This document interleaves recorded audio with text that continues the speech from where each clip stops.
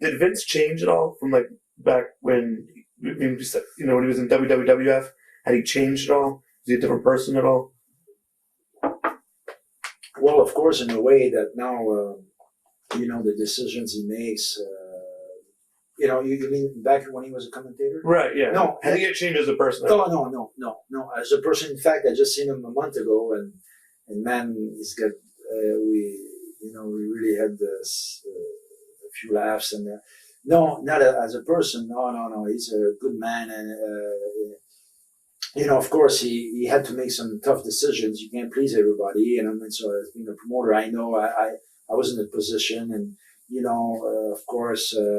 You got to make some angles with some guys, and other guys they wish they were there, and and everybody had their reasons to think they should be on top, and so he's in a tough situation. But I had so much respect for that guy because I see him through those 3 years, when the federal government were after his ass, and they were over and over every night. He had so much pressure, but I never seen him. Because I was used to seeing Vern Gagne,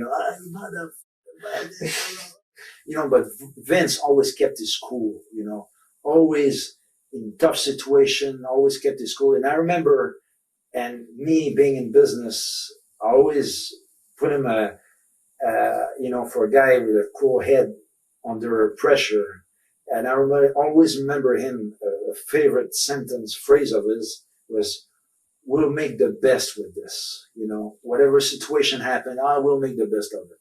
It was always that thing. And I remember when we had the strap, me and Tito, and my wife got ill, very ill, and she had ileitis, which is a small intestine, she had to remove a part of her intestines, and man, I was like this, and I had to be with my wife, and she was going through some tough times. And I went to see Vince. I said, look, Vince, I'm sorry, but man, I have to, I'm going to have to leave and go with my wife and spend the time, whatever months it takes, I'm going to stay with my wife so she gets better. I can't be on the road. My wife is there, with this big thing.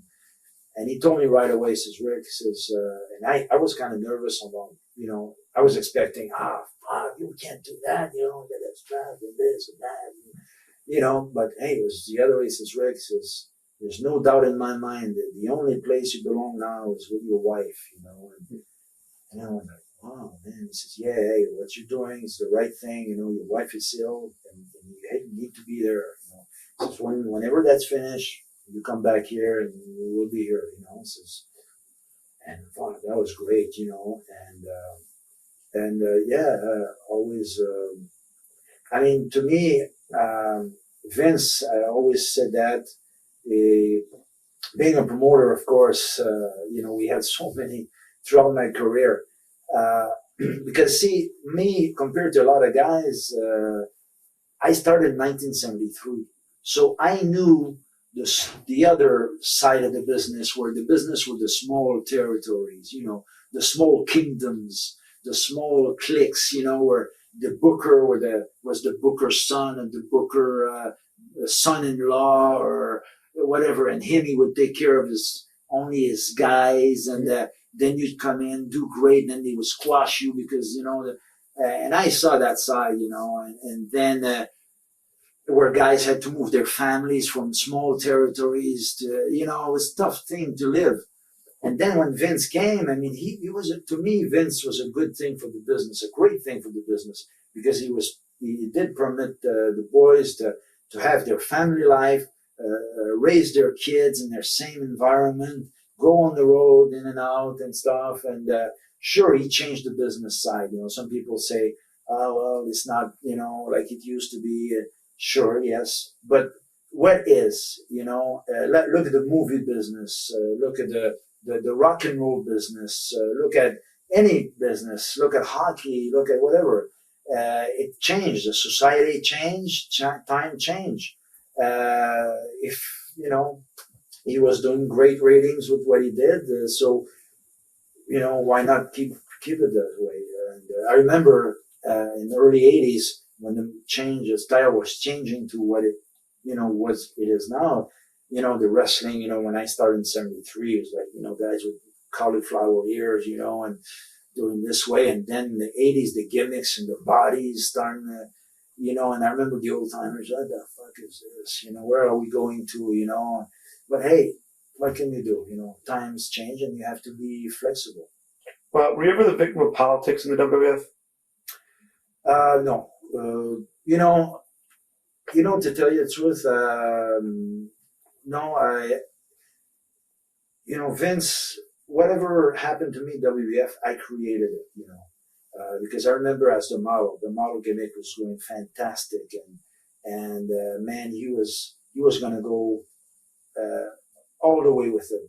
Vince loved the idea, and I worked hard at the gimmick too. I mean, they gave me the name, but I created all the ideas with the model, the perfume, the whole thing was my idea, and it was going great with it, but it was my fault because I started, wanting to invest in the real estate, and Vince saw that my heart wasn't in it 100%, and he couldn't go 100% with somebody that was in it 60%. Mm-hmm. So he treated me good. I have no regret at all because look, nowadays, thank God, I mean, my business, real estate is going fantastic, and thanks to that, I'm 50 years old, and my business is going great, and I'm independent financially. I don't have to, to answer to anybody, and so I'm glad I did that move. But in the business, it hurt me. So in 1998, when I went back to WCW, I went back just to because I had a meeting with Vince. With this guy named Don,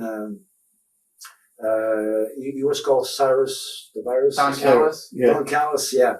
Because Don and I had the idea of going back to WWF as the supermodels. Right, yeah, I was going to ask you about that. Yeah. So we had a meeting with Vince, and because then, from 90 to 98, my business was established. I was no longer needed. I had some good people taking care of it, and I didn't need to be there. My business was rolling. So that was done, and I wanted to go back to business, and because I love this business. Mm-hmm. I'm passionate about this business.